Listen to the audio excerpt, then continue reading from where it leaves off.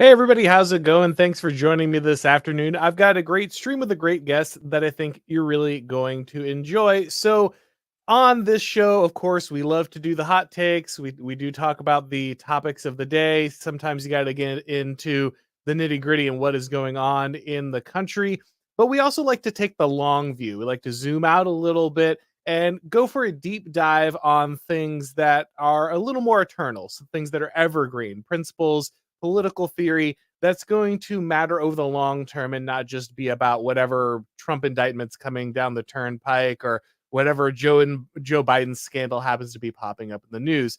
And so today I wanted to go ahead and get into the works of Joseph de Maistre with you guys. But before we do that, let me introduce you to my friend and co-host here today, the Prudentialist. Thank you, sir, for coming back on. Thanks for having me on, Auron. Always a pleasure. Absolutely. So the work of Joseph de Maistre is something that I think is really important. It's somebody who is often breezed over a lot of times when we talk about political theory. He's not somebody I ever heard of when I was studying political, theory in college, which was a shame because he does great work. He's somebody who it was writing in kind of the shadow of the Enlightenment. He's right after the revolution in France. He's writing in that period. He's writing very often in response to Rousseau, which we'll see in the material that we're getting to here. And he really is a counter Enlightenment thinker. He is what many people would call the original reactionary. Him and Thomas Carlyle are often cited as some of the original reactionaries. One reason that people often don't get into Joseph de Maistre is that so much of his work was kind of updated and secularized by people like Carl Schmitt. Carl Schmitt's very effective, very to the point, so it's often easier to just cite him. But I think de Maistre's work worth going back to, both because I think he does get into things that are very important that Schmitt does not cover, and also as Christians, as believers, he does bring a theological bent. He does not strip out the theological content behind many of his arguments. And I think that's really important because today, even many Christians feel like the only arguments they can ever make are secular. The only reasoning they can ever present is a completely secular argument. And de Maistre comes from a period where Christian arguments are assumed to be completely rational, completely fundamental, completely within in the intellectual tradition. And so he makes no, he's not hesitating when he brings those arguments to the table. He makes no apologies for kind of the way that he approaches those issues. And so that's why I find much of his philosophy refreshing, because he's bringing a perspective that we don't normally see. Yeah, absolutely. It's really important to understand that Carl Schmitt cites so much of Joseph de Maistre's work in the concept of the political, as well as in sections of the crisis of parliamentary democracy. Like without de Maistre, you don't get some of the best sort of Schmitt bangers that are out there. And we talk about Schmitt, or we talk about some of the more modern reactionary thinkers, but there was a time, like you said, where it was Christianity first in your argumentation. And so if you want to know where people like Carlyle or where Schmitt got some of their ideas from, you need to go to de Maistre. You need to go to Sir Robert Filmer and Patriarcha. These more Christian and theologically oriented defense of kingship, the divine right of kings, and the Christian ideal of monarchy and sovereignty. And it's a great time that we get to discuss this today. Absolutely. I've spoken on his work on the Constitution pretty often, but I haven't gotten into this work. But I think it is very important. It's not very long, so people want to read it for themselves. It's not a whole book. It's a long essay, So, but it's not impossible to get through. So if it's something that you want to explore on your own, that is available to you. But I want to work through here. It is longer than we're going to be able to get through today, but I've worked through these works with people like Alexander Dugin and Nick Land, and so many people enjoyed those series. I wanted to go ahead and do a series with de Maistre here, and so this is going to be the first episode of what I'm sure will be multiple different episodes going over this kind of long essay and breaking it apart. Now, just a little bit of background: Joseph de Maistre is somebody who, while he had a lot of ties to France, and this is why he's so often referencing France, he actually was always a subject of the kingdom of Piedmont and Sardinia. He worked, he was a member of the Senate there, I believe, and then he was a Russian ambassador, and then he was an officer at court. And so he was constantly involved in government there. That is something that he was always a part of alongside with his writings, but that's why he eventually ends up writing things like the St. Petersburg dialogues because he's kind of had those experiences over time. So just to put a little context in there, he's writing in the late 1700s, early 1800s. The American Revolution is still relatively young. They're not sure how this whole thing's going to shake out. The French Revolution's a disaster, and so that's kind of the context for people that he's writing in when he's talking about this. But that said, let's go ahead and read a little bit of study on sovereignty, and we'll just stop and kind of fill in, react on some of these as we continue. All right, so Chapter 1, Sovereignty of the People. It said that the people are sovereign, but over whom? Over themselves, apparently. The people are thus subject. There is surely something equivocal, if not erroneous, here, for the people which command are not the people which obey. It is enough then to put the general proposition, the people are sovereign, to feel that it needs an exegesis. So he's going to go here and just go directly to basically like a fundamental principle of the Enlightenment, right? That the popular sovereignty is coming from the people. It's the collectivity of the people who are going to kind of rule over things. And he immediately says there's a logical contradiction here. Again, something that for many Americans is gonna be a little jarring. But he says, look, how can you be the ruled and the rulers simultaneously? That doesn't make any sense. So we need to break this down further if we're going to understand what is trying to be said here. Yeah, absolutely. And this is where we're going to begin to see that Christian theology get placed into here is that, if someone is to be sovereign, that this must come from something that's divinely ordained. And you're going to see a lot of that Robert Filmer Patriarcha Institute there, and both in this essay, but through the following chapters, that really the first king is the father, is the family man, the one that rules over the family. And if you give the rights and sovereignty to other people, you've abdicated your own ability to rule. And I think again that's something for a lot of people to kind of grasp here because so many times words like sovereignty just sit around and they're not tied to anything, that they're not really explained. We just kind of throw them out there, but we don't actually link them to the practice of this kind of thing. And that's what de Maistre is most certainly going to lay out here. This exegesis will not be long in coming, at least in the French system. The people, it will be said, exercise their sovereignty by means of their representatives. This begins to make sense. The people are sovereign, which cannot exercise sovereignty. So, to clarify for people who aren't really familiar, the sovereignty means having complete power. It's having complete power, complete authority over something. So, if the people are sovereign, but they then delegate that to someone else and they can never themselves exercise it, then he's saying, okay, so these people are sovereign, but they never actually get to exercise any sovereignty. They're supposed to have this total control, but the first thing you do when you ask people how the sovereignty actually looks is, oh, well, actually they pass this total control to someone else, and those are the people who exercise it. And if you're not exercising sovereignty, then you're not sovereign. That's kind of the most basic understanding of this. It seems kind of obvious, but it's something that we pretty much obscure routinely in the American system. Yeah, absolutely. And I mean, it's sort of interesting when you think about some of the zanier sides of American politics. I mean, there's the whole sovereign citizens thing where they just reject all laws, all totality of the Constitution, the federal government, etc., that they're sovereign over themselves, which is sort of this embodiment of that Enlightenment ideal that Rousseau talks about, that the people are sovereign, that they can rule over themselves and be an orderly people. And de Maistre is like, no, sovereignty is about power. It's about who has the authority to make other people obey. And so, for the sovereign citizen types, there would, de Maistre would call them barbarians. They aren't ruled by Right. anybody. Yeah, absolutely. There has been much heated discussion on whether sovereignty comes from God or from men, but I do not know if anyone has noticed that both propositions can be true. It's certainly true in an inferior and crude sense that sovereignty is based on human consent. For if any people decided suddenly not to obey, sovereignty would disappear. It's impossible to imagine the establishment of sovereignty without imagining a people which consents to obey. If then the opponents of the divine origin of sovereignty want to claim only this, they are right, that it would be quite useless to dispute it. Since God has not thought it appropriate to use supernatural agents in the establishment of states, it is certain that all developments have come from about through human agencies.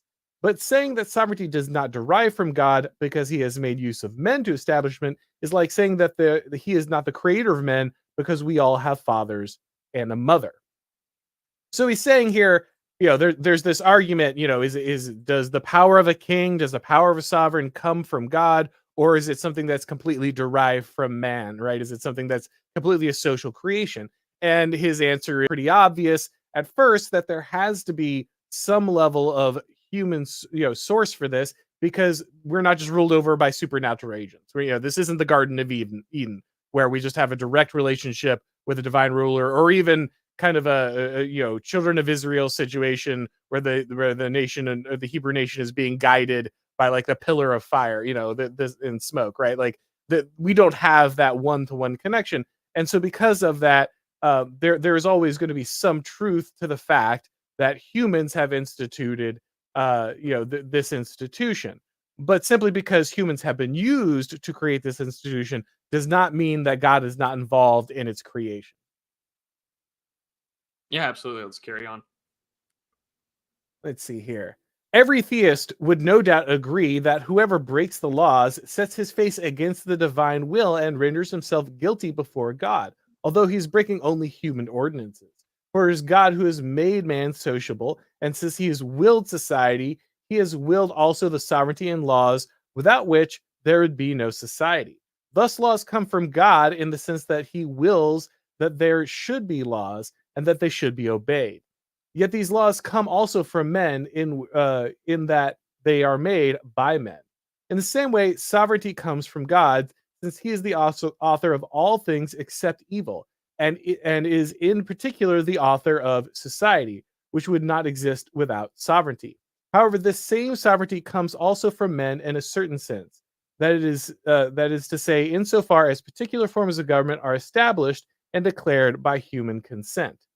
The partisans of divine authority cannot therefore deny that that the human will play some part in the establishment of governments, and their opponents cannot in their turn deny that God is preeminently the author of these same governments. It appears then that the two propositions, sovereignty comes from God and sovereignty comes from men, are not absolutely contradictory any more than the other two, laws come from God and laws come from men. So he's saying it's basically an argument of the natural order here, right? We see that routinely societies emerge in this way, that God has ordered humans to live in this way, and because he routinely orders humans to live in this way, there is a certain duty to obey a sovereign who is over these, that you are required to obey these laws, and that to simply oppose them just because you want to oppose the sovereign. We'll get there. There will be justifiable reason to oppose laws here. He's not just saying that there's never any reason to oppose a law, but in general, that the laws, if justly established, should be obeyed due to this being set under an authority by God. And of course, this is just straight out of the Bible. This is just straight out of the New Testament. So this shouldn't be anything crazy here. But he says, of course, that's gonna change, because there isn't one type of authority set by God. There isn't one type of government. So the different governments will be reflective of different peoples, different traditions, but still that doesn't mean that God was not involved in their creation. Yeah, he makes it very clear almost as if the same question that you hear a lot in discussions over the argumentation for God, that a created thing implies a creator. And he outlines that clearly here, and the Catholic reactionary tradition that he's kind of coming from in this instance. That, yeah, men have created things, but men are also created by a higher power, and that the laws that we have are accretions or additions to the laws of the Lord. It's kind of interesting to see him make this claim that there are laws that come from God and laws that come from men, because in the English tradition, in Patriarcha, Robert Filmer is very much saying, well, there's a really big difference. There are commands from God which we cannot break, and if we do, we face punishment. Whereas there are laws by men that we can follow and obey, but they are different. Whereas here, he's equating them to be rather similar or non-contradictory. It's an interesting difference of opinion. And to be clear, as we go through this, this is not just 100% of endorsement that everything that De Maistre says is correct, but the main point of this is to explore a body of political theory that I think is very valuable, still has a lot of relevance today, and most importantly, brings us in contact with a tradition that is so often forgotten by people, is so people are so often not aware of, and another way of thought. If you don't read any books before, that were written before 1900, guys, you're just losing out on understanding the world in a way that is just critical. All right, so the second chapter here, again, these chapters are extremely short. They're like a page, usually, or two at most. So we'll be able to get through a couple of them today. But chapter 2 here, origin of society. It is one of man's curious idiosyncrasies to create difficulties for the pleasure of resolving them.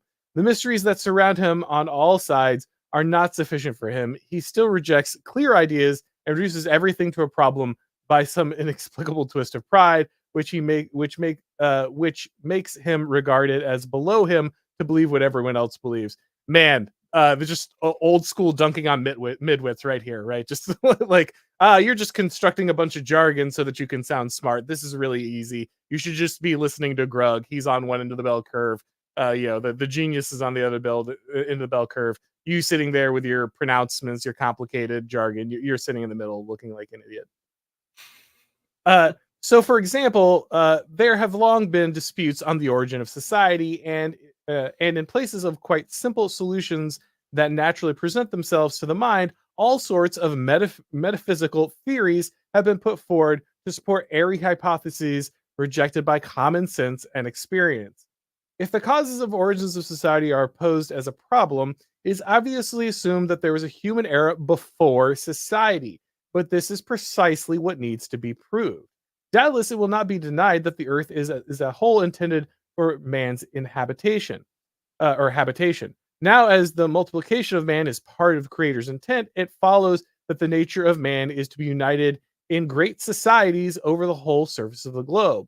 For the nature of being is to exist as the Creator has willed it, and this will is made perfectly plain in those facts. The isolated man, therefore, is no means the man of nature. When a handful of men are scattered across vast territories, humanity was not what it has become. At that time, there were only families, and these scattered families, either individually or by their subsequent union, were nothing but embryonic peoples.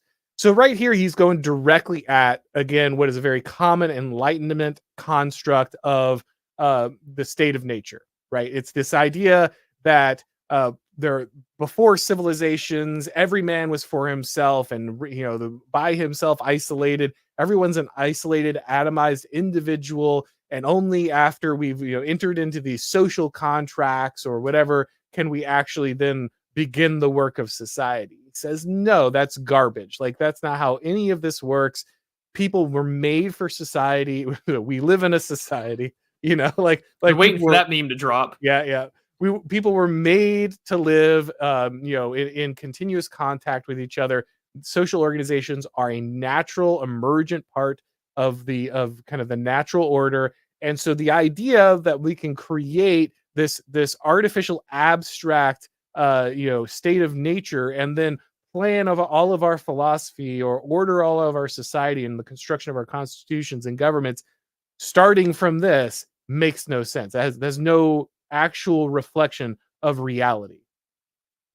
Yeah, and he's going to go into it in these next couple of paragraphs to highlight that the man in a state of nature, that we should base our societies upon this, is absolutely ridiculous. That we have to base ourselves as if we were perfect, enlightened, rational beings that could effectively govern over ourselves and manage just fine without, the authority of a king or a singular sovereign.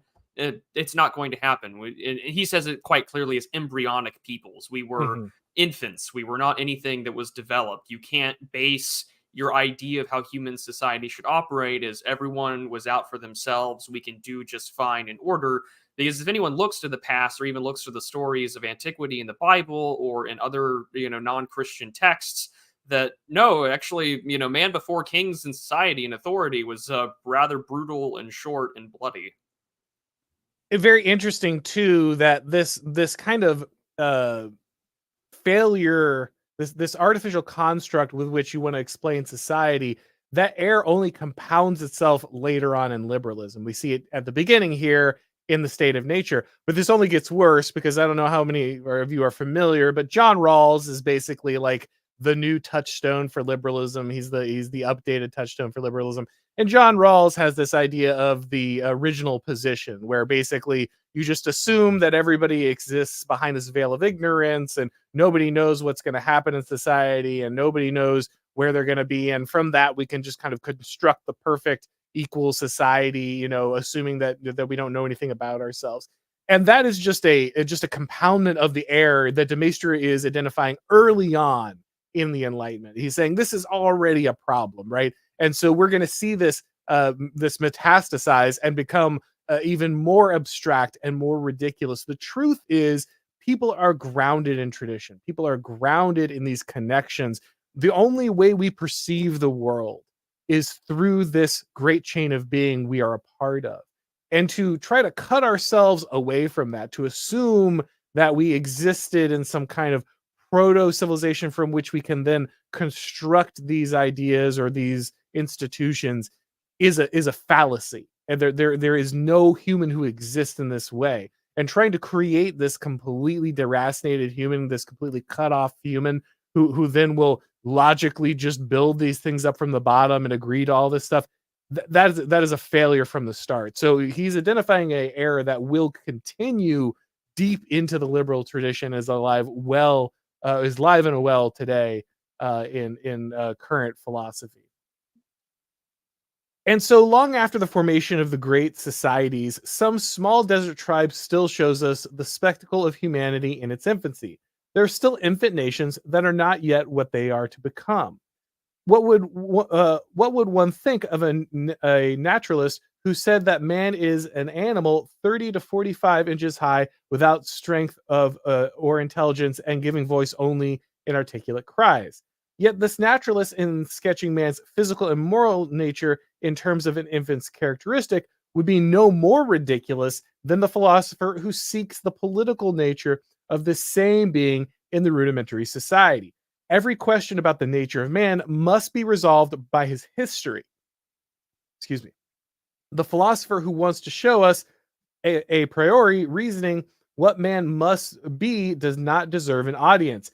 He is substituting expediency for experience and his own decisions for the creator's will. That's such a critical paragraph there, guys. That's so important. So he makes the point that Prudentialist was alluding to there, right? That yeah, we can look at these tribes, we can look at these nomadic tribes or these uncontacted peoples, and we can see some aspect of human development, right? That is a proto society in some ways.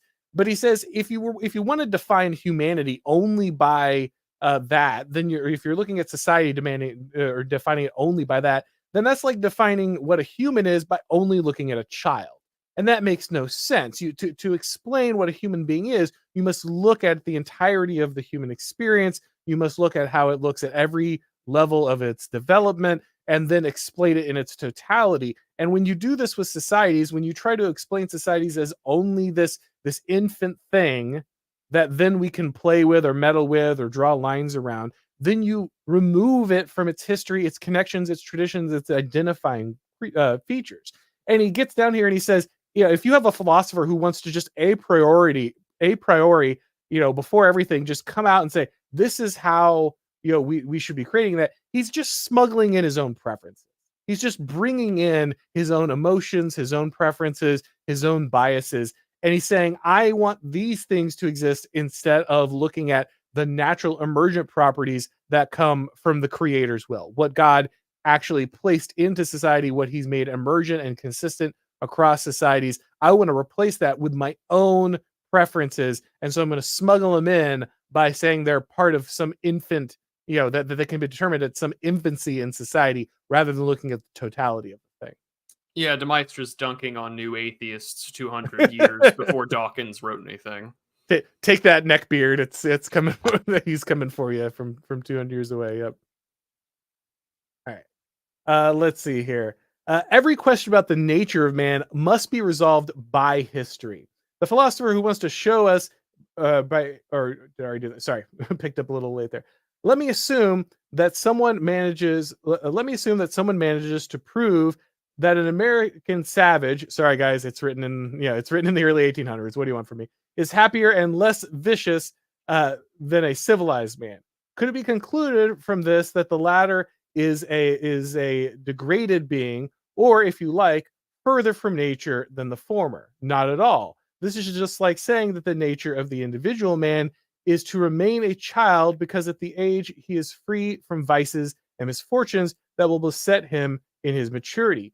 His history continually shows us men joined together in more or less numerous societies ruled by different sovereignties. Once they have multiplied beyond a certain point, they cannot exist in another fashion. So he's just again dunking directly on Rousseau here. He's like, take that noble savage myth, right? He's like, look, you can look at people living in a less complicated way, in an earlier version of civilization, but that again that does not make them closer to nature or closer to actual the emergence of human nature, because they're not dealing with the complexity and the modes of being that will arise once people have multiplied, once you reach a certain level of societal complexity. He says again, you have to look at this in its totality. You have to say, once people move from one way of being to another because they've reached a certain level of complexity, they've reached a certain level of civilization, it's very unlikely that they're going to go back. They're not just going to fall back into these rhythms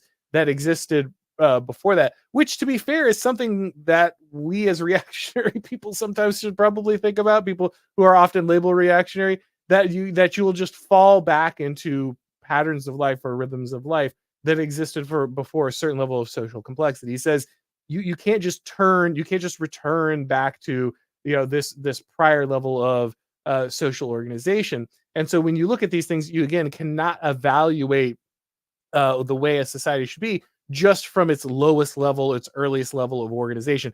That is not in itself reflective of human nature.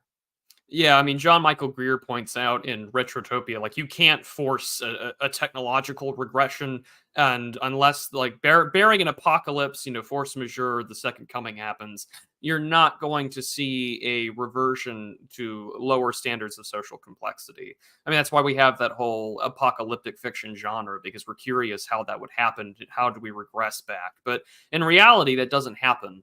And so to sort of base our society of the, concept of the noble savage, or that individuals from less developed societies can somehow fit right in more developed ones, as they claim with immigration so often, that it's not going to work. It's not going to happen. You can't, rapidly force someone to become more complex in the same way you can't rapidly force people to assume that they're not going to be any different than how they were, say, before the invention of the internal combustion engine. Yeah. And obviously societies collapse, guys. Like, obviously we all know that, Roman Empire collapses and people lose, especially in the West, lose a lot of technology, those kind of things. We're not saying that society can't regress. But what he's saying is that there will be a certain type of life that, if you have a certain level of complexity, you can't maintain that level of complexity and still go back to that life. The two things can't coexist. Like, yes, like civilization could fall, people can live in the ruins, people can Mad Max it at some point. But even if you Mad Max it, there's still a car, right? Like, you're still hunting for gas to fill the engine. So yeah, like, yes, in some ways society has obviously regressed, but many of those changes to what humanity knows or does or will do remain permanent. Some of that technological aspect will be an indelible, leave its indelible mark on humanity. And that's kind of what we're getting at there. Thus, properly speaking, there has never been a time previous to society for man, because before the formation of political societies, man was not a complete man. And because it was ridiculous to seek the characteristics of any being whatever in the embryo of that being.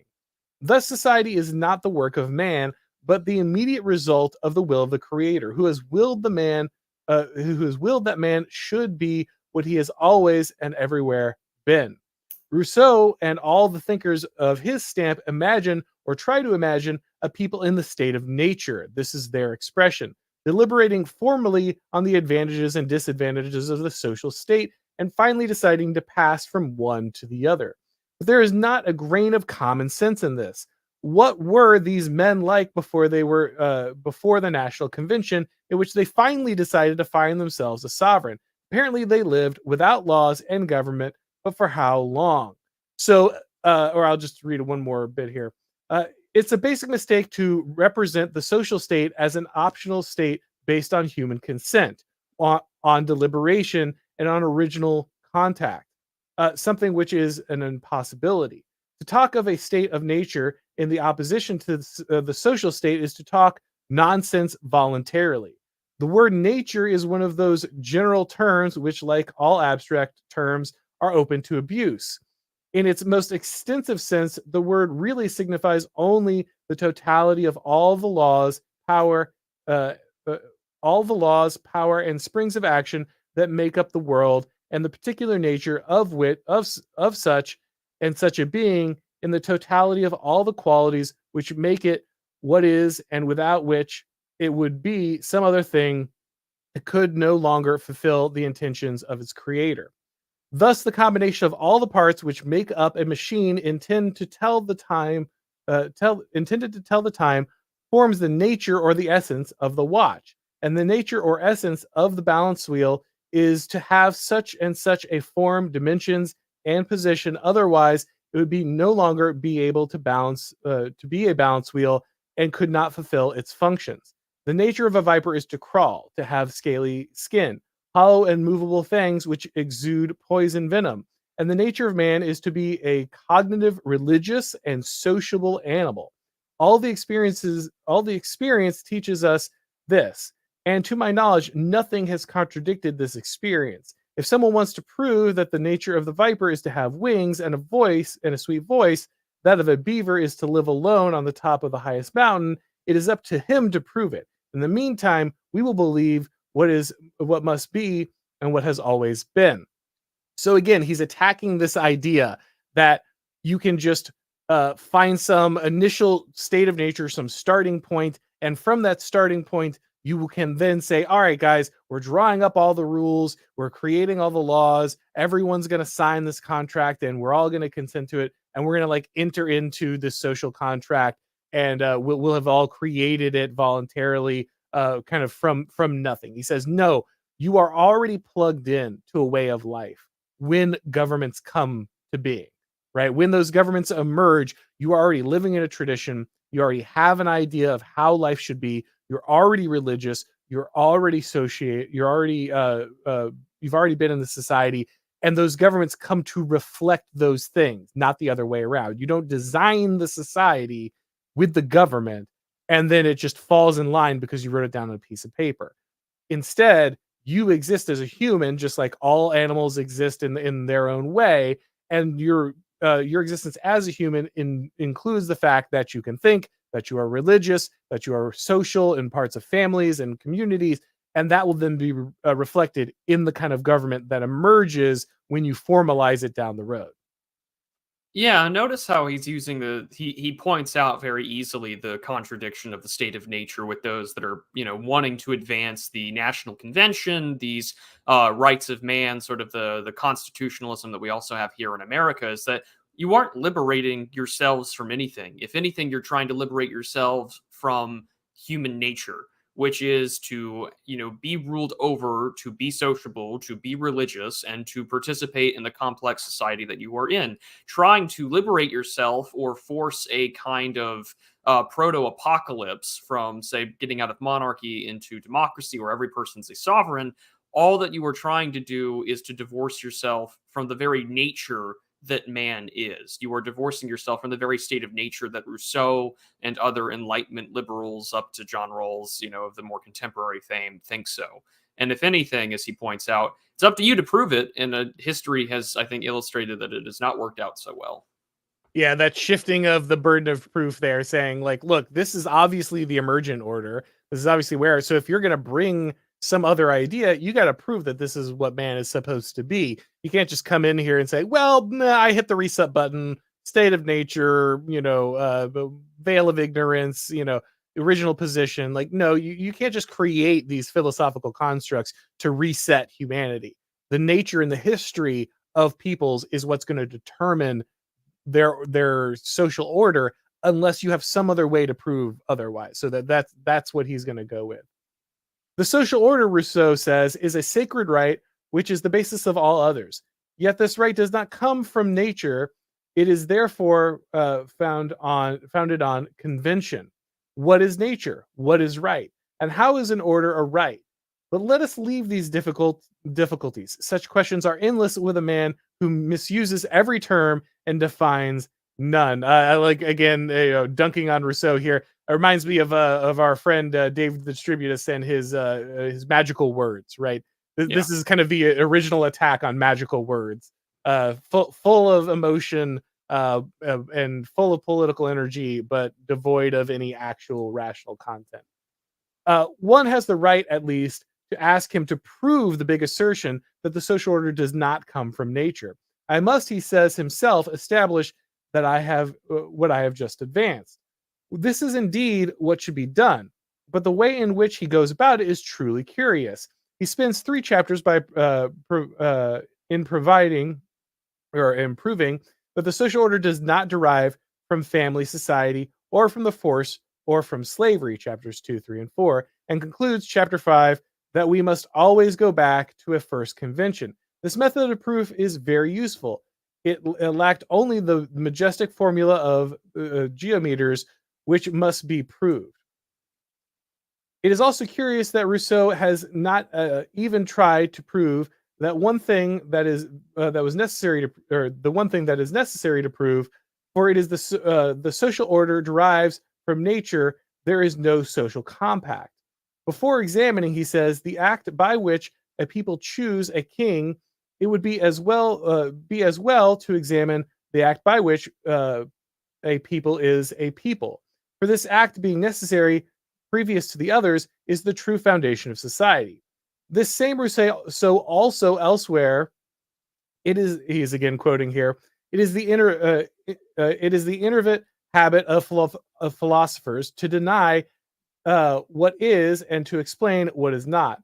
Let us on our side add that it is the innervate habit of Rousseau to mock the philosopher without suspecting that he is also a philosopher in all the forces he gave to the word. So, for example, the social contract denies from the beginning to end the nature of man, which is in order to explain the social compact, which does not exist. This is how one reasons when one separates man from divinity. Rather than tiring oneself out in the search for air, it would take little effort to turn one's eye to the source of all creation, but so simple, sure, and consoling a method of philosophizing is not to the taste of writers of this unhappy age, whose true illness is aversion to good sense. So he's just saying here, basically, if he wants to derive this idea, if he wants to create this idea of the social contract, he basically just has to completely divorce himself from nature and divinity. And by doing so, he basically just opens himself up to all of these criticisms that he's throwing at other people. Really just, again, going at Rousseau on a regular basis. You'll see plenty of this throughout de Maistre. Yeah, and I think it's really important to highlight this section here. Not only is he sort of just casually bashing Rousseau as just the philosophers of the age that don't understand where these things come from, in this instance, divine, creation or what is divinely ordained. Rousseau is making the claim that he's outlining here, that society and our sort of state of nature, when we look at how man is as an animal, not just sort of this higher being or this sort of not being among the dumb beast, as it says in scripture, that man, we can just come together and we can find ourselves and form consensus, that first convention, as he's sort of been advocating for a more democratic, a less sort of monarchic sense of order, and that this is the way in which man can become a social creature. Whereas for, de Maistre here, he's outlining a very important thing, that even if you took out the creation, the creator aspect of this, as a social animal that we are born as, that we are going to be, even when we were, barbaric, without just roaming tribes and so on, man was an aggressive animal. It established order and hierarchy on its own, on a basis of strength, on a basis of power. And those things, of course, lead to rulers, kings, sovereigns, those who rule over those that can order the others. For de Maistre and for any Christian, this is kind of divinely ordained. Like, this is where he and Sir Robert Filmer talk about this all the time, that like God has ordained kingship. God has ordained a ruler over, an ordained patriarchy, hence the Filmer's work being called Patriarcha. And so to say that like that doesn't exist in nature, is not only false, but it just philosophizes about what are we and what are we not, and no actual definitions provided. Whereas de Maistre is simply going back to scripture, common sense, and the entire history of mankind to recognize that no, we are built this way, and our creator has built us this way. And all that Rousseau is advocating for is to divorce us from the very nature he says we're actually based on. So he's sort of just poking one hole by one hole after another, that this concept of the state of nature of man requiring consent, requiring a populist vote, requiring conventions, is not true at all throughout the history of man and the history of the Christian religion. And really interestingly, this touches on something that I believe you and I have streamed on before, which is that disagreement creates the opportunity to rule, right? So he's saying, look, if you're a person who looks at the world around you, if you just look at the order that is emergent, things that we have known from our traditions, from our Christian traditions, from just the observable world around us, then you already understand that this is kind of part of what society is. And because there's no debate there, then there's no opportunity for this guy to kind of generate energy. But if these people can come in and they can say, well, what if that wasn't the case, right? Like, what if we can cut these ties to divinity? What if we can cut these ties to the idea of a natural order? What if we can tie this to something else, or something that is pre this or abstract? Then we can remake the rules ourselves, right? We can create this disagreement. We can generate this ability, and it's just this beginning, of deconstruction. It's this beginning of leftism as deconstruction coming in, tearing apart what was already understood, already known. De Maistre says, look, this is already simple. Like, you're making this way more complicated than it needs to be, just so you can, create the world that you want to create in opposition to the divine order, and which is, again, just the most fundamentally human thing that one can do. Might it not be said that man, this property of divinity, was cast on this birth by a blind cause, and that he could be either this way, this or that, and that it is a consequence of his choice that he is what he is? Surely God intended some sort of end in creating man. The question can thus be reduced to whether man has become a political animal, as Aristotle put it, through or against the divine will. Although this question, stated explicitly, is a real sign of folly, is nevertheless put indirectly in a host of writings, and fairly often the authors even decide that the latter is the case. The word nature has given rise to a multitude of errors. Let me repeat that the nature of any being is the sum of the qualities attributed to it by the Creator. With immeasurable profundity, Burke said that art is man's nature. This is beyond doubt. Man, with all his affections, all his knowledge, and all of his art, is the true natural man. And the weaver's cloth is as natural as spider's web. Man's natural state is therefore to be what he is today, and what he has always been. That is to say, sociable. All human records attest to this truth. So he's entering in and he's introducing the Aristotelian idea of telos, right? Man has an end. He exists for a reason. There's a purpose for him, and that is his right way to exist. And also that man is a political animal. And so that his interactions with people, his positions in society, his duties, his responsibilities, his privileges therein are all tied into what man should be. He is not sitting alone somewhere as an independent, rational being, determining all the things that society will be, how it will be laid out, how human nature will proceed from there. No, instead, he's created with a purpose. He's created, set inside these social circles, and those will draw him naturally towards where he should be. And if you're trying to separate him from that, if you're trying to separate, and you're trying to say, oh no, it's only natural man outside of society, pre-society, the state of nature, that's the only way we can only understand that. No, the human is traveling through, societies are traveling through, and that these things that society creates, these complex things, he uses the illustration of the weaver's cloth here, they are just as natural as a spider's web, because what man makes, his art, his creations in society, that is part of his nature as well. Yeah, absolutely. And to claim that, we're not social political animals and somehow the fact that we are is against God's will, as de Maistre argues here, is the very folly that Rousseau and other Enlightenment liberals think that it is. All right, guys. I was gonna try to squeeze in chapter 3 here, but I don't know if we're gonna have time. Let me see. Well, no, chapter 3 is really short. We'll do that Yeah, one. we can That do was it. the last one. I was thinking that one was another 2 pages. All right. So we'll get this one done real quick, and then we'll go to the super chats. All right. So chapter 3, sovereignty in general. If sovereignty is not anterior to the people, at least these two ideas are collateral, since a sovereign is necessary to make a people. It is as impossible to imagine a human society, a people without a sovereign, as a hive and bees without a queen. For by virtue of the eternal laws of nature, a swarm of bees exists in this way, or it does not exist at all. Society and sovereignty are thus born together. It is impossible to separate these two ideas. Imagine an isolated man. There is no question of laws or government, since he is not a whole man and society does not exist. Put this man in contact with his fellow man. Uh, from this moment, you suppose a sovereign. The first man was a king over his children. Every isolated family has governed in this in the same way.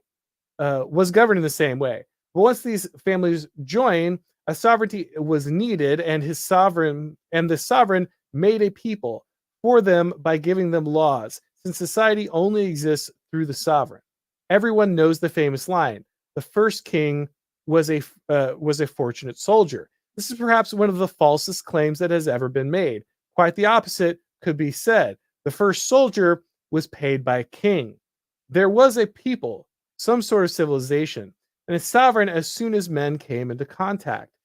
The word people is a relative term that has no meaning divorced from the idea of sovereignty.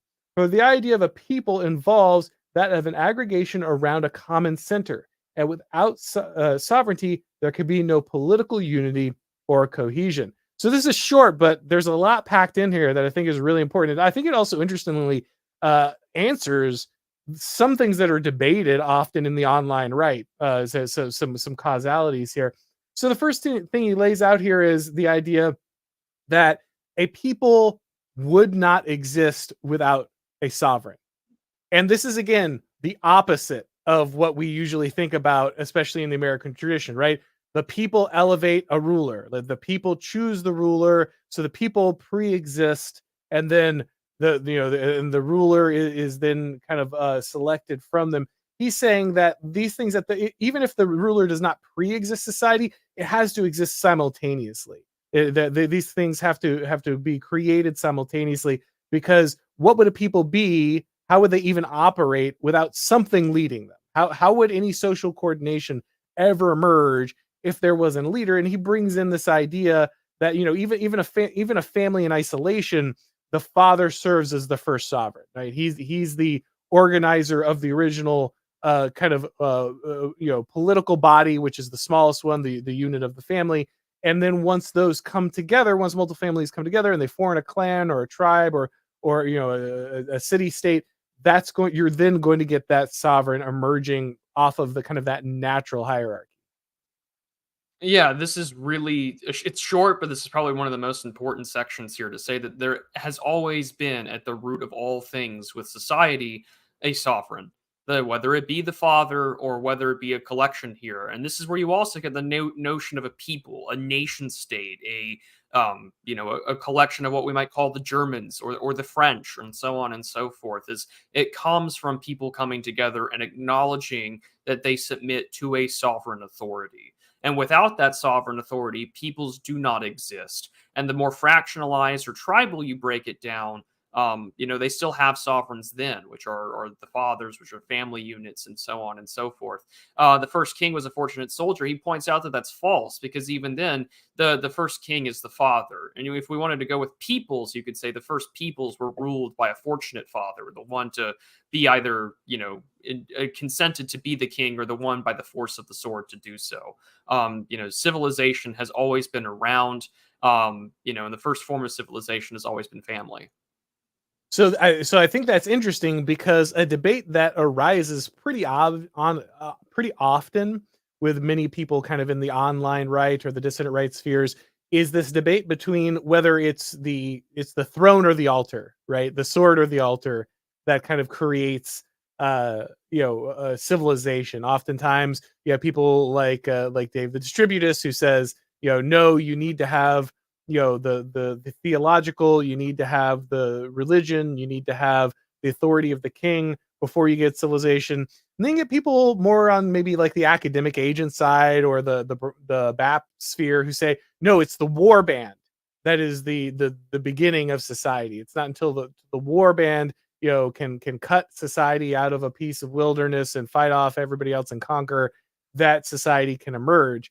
And interestingly here, you kind of bring about that, well, no, even those that warband has to come from somewhere, right? That they have to, at the very least, it emerged from families, and in those families there were proto kings, there was a patriarchy that pre-existed this. And so the idea that again, the focus will be like, oh well, do you need rough and ready men, or do you need fathers? Is it should people focus on being lone warriors, or should they focus on being good, upstanding Christian family man?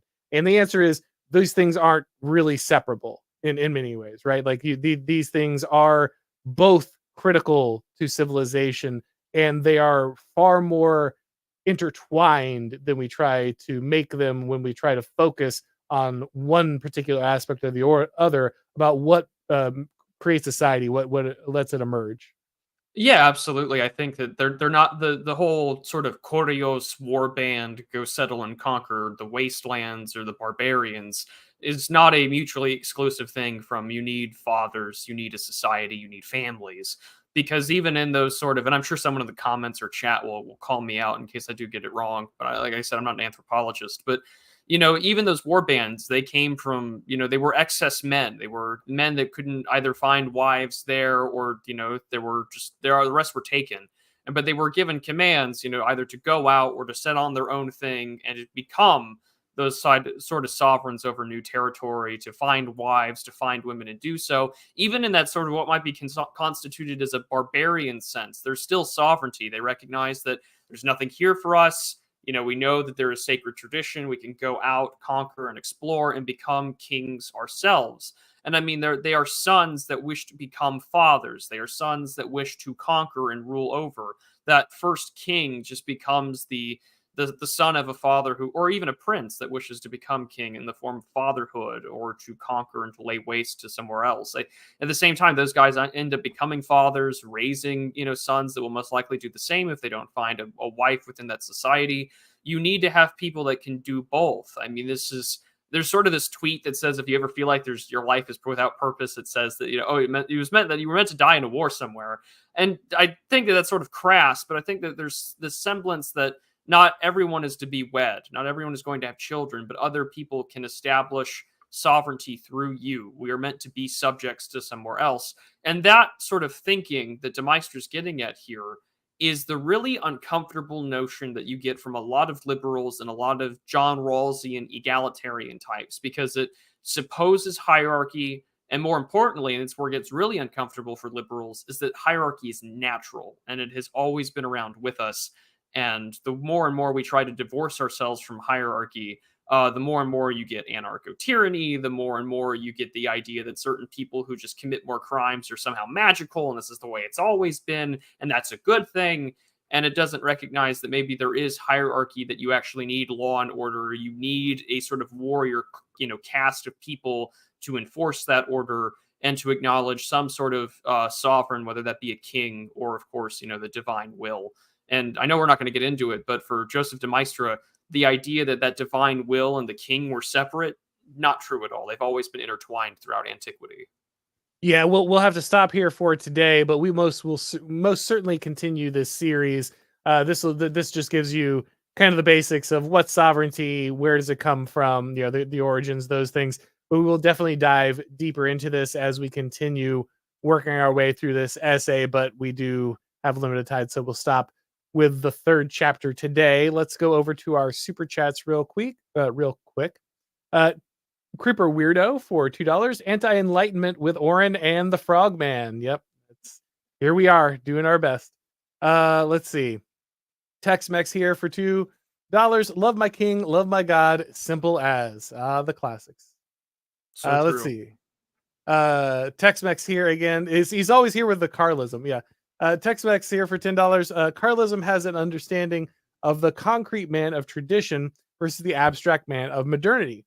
Carlism also has a notion of historical and traditional continuity, which they have some PDFs on these topics. Yes, like I said, I know you're connected to some descendant of that movement, but I am unfamiliar with its current modern incarnation, but certainly interesting to know more.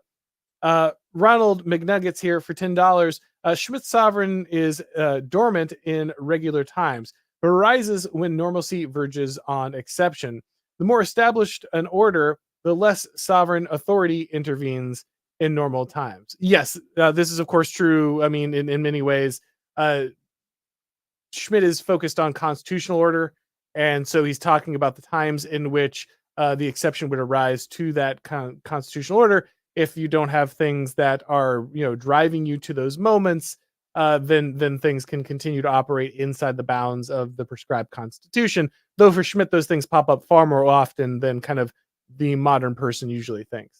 Yeah, and this is why De Maistre doesn't talk about it, but in the later chapters, this is why he's so emphatic on religion, because the more established an order, the less likely the king has to intervene. Well, for De Maistre, what helps establish the sovereign, not the sovereign, but what helps establish that social order, and the more it's normalized, is a highly religious and virtuous people. And that's the same sort of thing that John Adams and Benjamin Franklin talked about at the beginning of the American Republic, that this can only be kept by religious and virtuous people. And the more that you veer away from divinity, the more that you veer away from God, the more likely you are to be prideful, virtuous, philosophizing, the things that, De Maistre has been sort of dunking Rousseau on with.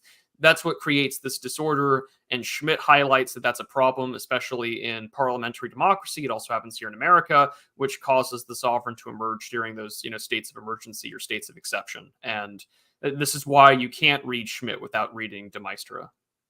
And this is something that I also got in trouble for explaining, when I was explaining the state of exception, people took issue. They're like, I said, oh, well, of course, this, the sovereign can and will, violate rights in the state of exception.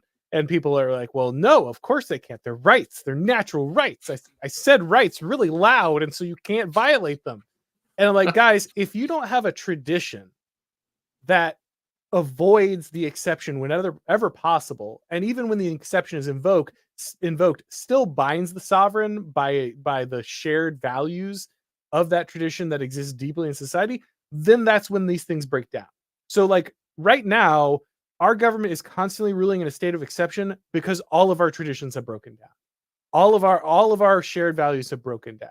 And so the government constantly violates them because why wouldn't it? It can, and so it will. The only thing that binds the government is not like because I wrote natural rights down on a piece of paper, or I have enough, enough separation of powers or branches of government.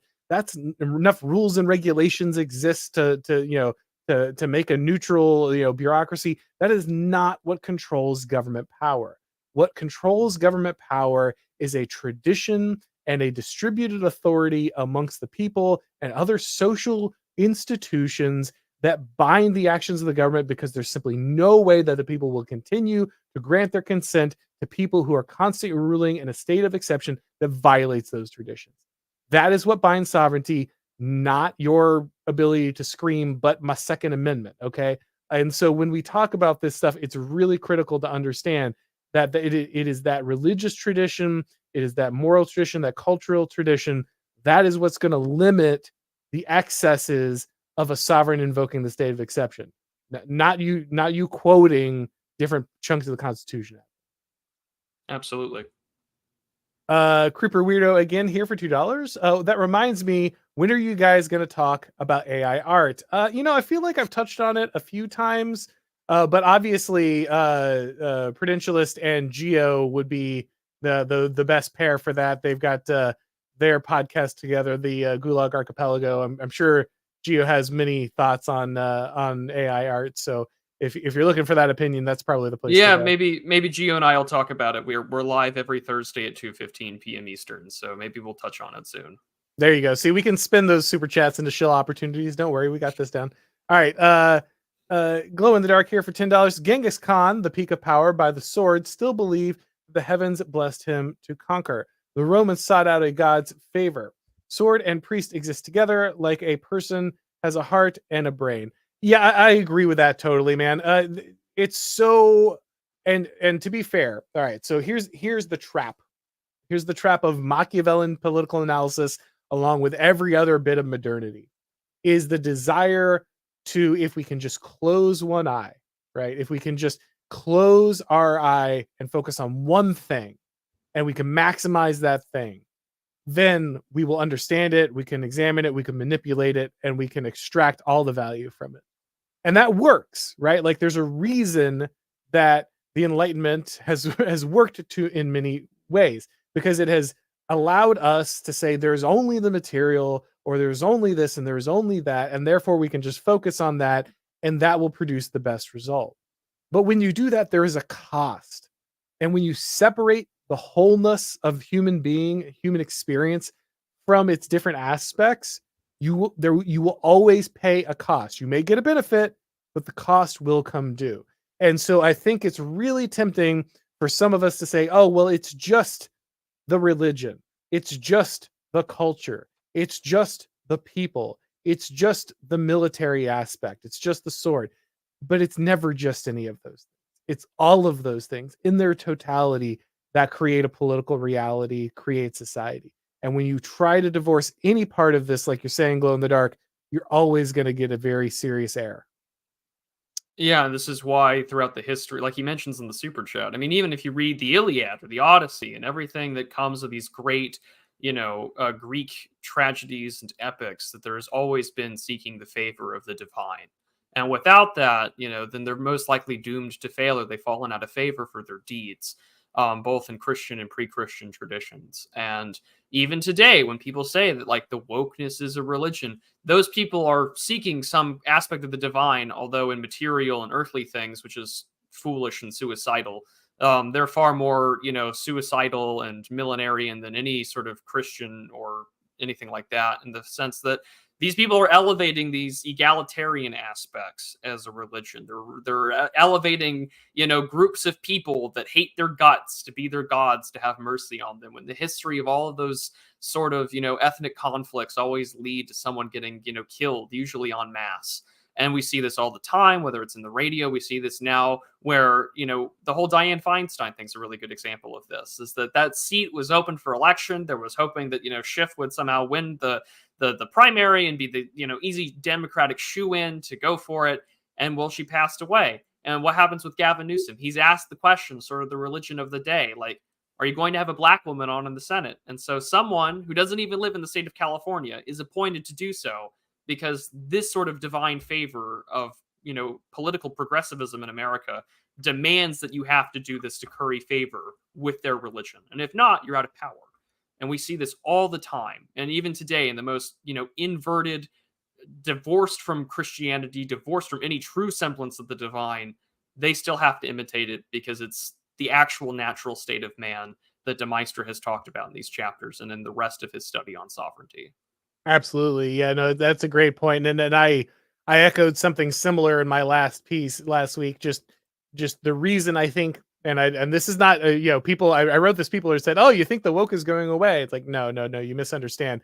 I'm not saying that the woke is some easily discarded political theory that will just be, or political convenience that will be swept into the broom closet the minute that it performs poorly. It is a critical part of the construct of what we're facing. It is the religion. It is the soul, as Prudentialist is saying. It is a necessary form, no matter how perverted, it is still critical to the political theology of the day. And you cannot discard it for that reason. However, as Prudentialist pointed out, it is a funhouse mirror, right? It is an inversion of the natural order. It is brittle and ugly, and it will break because it has to, because it is not under the divine order, and and anything fighting against that eventually will lose. And so I do think that eventually falls apart, not because the woke is being put away, but because true believers will push it to its breaking point, and because it's not the true and the good and the beautiful, it will eventually fall because it cannot sustain the human soul. It can't sustain a high society in perpetuity. Yep. All right, David Tavares here. I believe that is Euros. Thank you very much, sir. Why positions like this one are not mainstream today? Thank you for your work. Well, thank you, man. We appreciate it. I mean, I think they're not mainstream again for the reasons that both Prudentialist and I have kind of put out here, because those in power today do not want people to connect to this tradition. They do not want people to understand these truths about society. Their maintenance of power relies on that. And let's be honest, I mean, a lot of the opposition, quote unquote, is really invested in their own version of that kind of completely divorced, completely unconnected to tradition notion of humanity and how you can order society. They're just looking at the last version of that. And so, unfortunately, even those that oppose it are often reaching for completely hollow ideas and not some of the stuff that's more deeply rooted, which is the tradition that de Maistre is in contact with. Yeah, and what de Maistre is highlighting with Rousseau, and what you see with all sort of iterations from sort of egalitarian liberalism, is a resentment towards the natural order, a resentment towards the fact that man has always been a sort of patriarchal, the first king is father. Even you see this with Roman tradition, pater, familia, that fatherly fidelity to the father and families, and then kings and traditions. And that resentment today has been mainly brought on by a divorce from religion, as we've talked about earlier today, with the sovereign, being more active, because we're not a religious or virtuous people. The same problem happens when we saw it with the Russian Revolution. There were those that wished to upend and to end Christianity as sort of the sovereign rule. This is why the Bolsheviks killed some 37,000 members of clergy and monastics. You see this in America, where we've divorced ourselves so far from God, we're no longer allowed to pray in schools without getting sued, or even invoke his name when we wish to pray before a public meeting. And in doing so, there's no order that we can recognize that's higher than ourselves. And we lose track of those traditions. And in doing so, it's every man for himself. And we want to kill each other if someone wants to have a different opinion than we do. And de Maistre, much like other reactionary writers, is a Cassandra figure. He's a Cassandra prototype in a lot of ways, that here are these predictions of what is to come true, but no one will listen to me. And we now live in the fruits of what these egalitarians and progressives and liberals have sown. Well, well said, well said. All right, guys. Well, we're going to go ahead and wrap it up there. But like I said, we will surely come back to this essay and continue. Sorry there. We'll surely come back to this essay and finish, or probably not finish next time for sure, but continue to work our way through the thought of Joseph de Maistre. Thank you, everybody, so much for coming by. Prudentialist, I know you shilled a little bit, but is there anything else that people should be looking for? Is there an article coming out, a piece coming out, a video, anything people should be checking out before we go? Well, absolutely. As always, Auron, thank you for coming on. You can find me on YouTube as The Prudentialist. I'm on Twitter at Mr. Prudentialist. I'm also on Substack as well. But the biggest thing that I'm currently working on right now, and it should hopefully be out later this week, is going to be a look at how migration, immigration, and demographics are used by nation states as a weapon of war. So be sure to find me at theprudentialist.substack.com. Excellent. And also, guys, I've got some good news. The book, The Total State, is at the publisher. It's going through its first stage of editing right now. We got a preliminary cover and everything. I'll give you some more details when I know. We should be going to print probably in January here, but there's quite a bit of lag time, so I can't give you any hard dates at the moment. I just say that because I've had a number of people recently popping in, saying, "Hey, where's that book? I heard about the book. When's it coming? I miss, I didn't get to read some of that, and I want to catch up with it." So let you know that is still coming. Don't worry, it's in the pipeline. It's just it takes a little bit to turn those things around, but I will let you guys know as soon as I have more information on the total state, when you can do pre-orders and that kind of thing. That said, of course, if it's your first time on the channel, please go ahead and subscribe. And if you'd like to get these broadcasts as podcasts, please make sure that you subscribe to the Auron MacIntyre Show on your favorite podcast platform. When you do leave a rating or review, it really helps with the algorithm. All right, guys, thank you once again for coming by. Thanks to the Prudentialist. And as always, we'll talk to you next time.